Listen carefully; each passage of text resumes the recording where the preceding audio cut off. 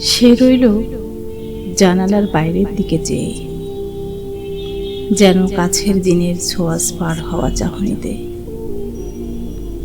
দিলে অত্যন্ত ছোট দুটো একটা জবাব, কোনোটা বা দিলেই না।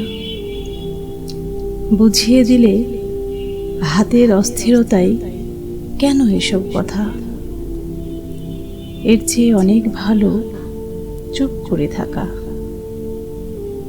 আমি ছিলাম অন্য বেঞ্চিতে ওর সাথীদের সঙ্গে।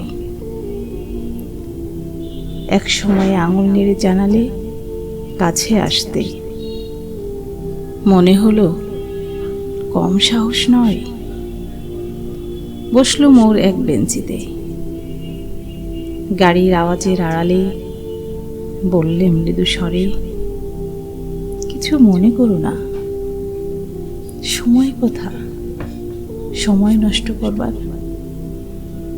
আমাকে নামতে হবে পরের স্টেশনে, দূরে যাবে তুমি।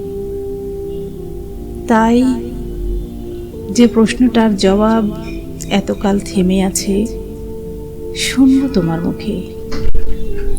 সত্য করে বলবে তো? আমি বললাম, বলবো। বাইরের আকাশের দিকে তাকিয়েই শুধুলো, আমাদের গেছে যেদিন একেবারেই কি গেছে? কিছুই কি নেই বাকি? একটুকু রইলেম চুপ করে। তারপর বললেন, রাতের সব তারাই আছে দিনের আলোর গভীরে। খটকা লাগলো, কি জানি বানিয়ে বললেম নাকি। ও বললে, থাক, এখন যাও ওদিকে। সবাই নেমে গেল পরের স্টেশনে। আমি চললেম একা।